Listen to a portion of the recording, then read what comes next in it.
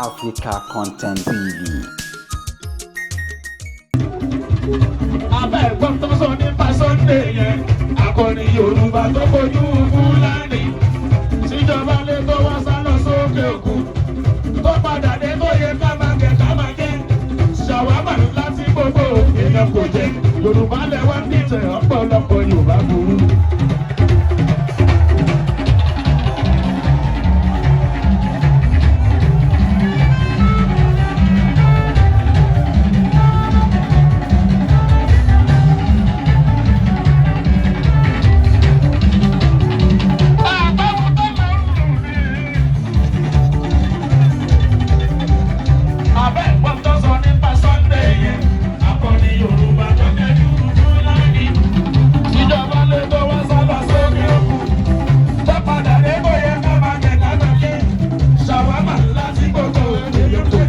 Yorùbá lẹ́wọ́ dìtẹ̀ ọ̀pọ̀lọpọ̀ Yorùbá burú.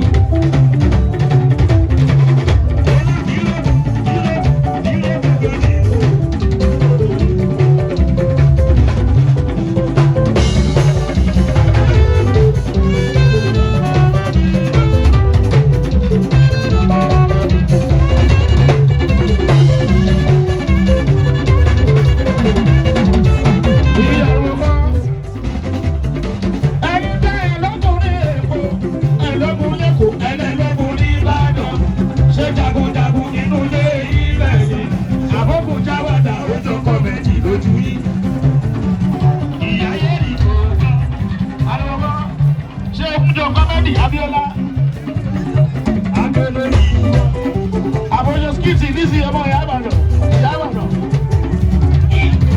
sọjọ skiti òsèbìrì ọjọ kàwọ nepa boys lójú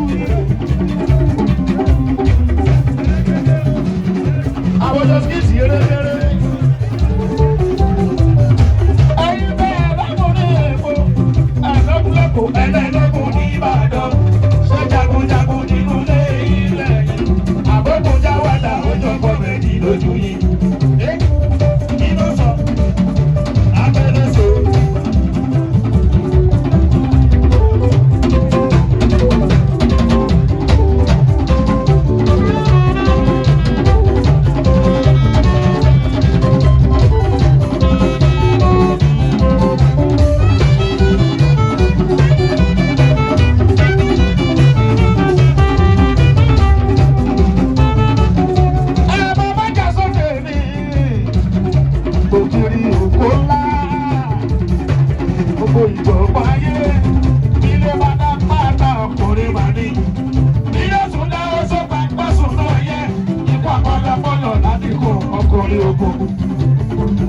Wọ́n lọ parí ìjà bí ìbájá àdéjà.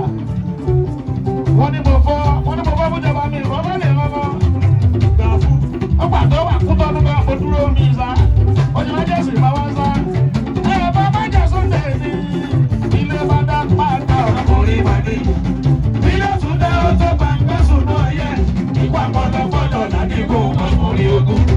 Ó dé sọ̀rí ẹ̀dẹ́gbẹ̀ta.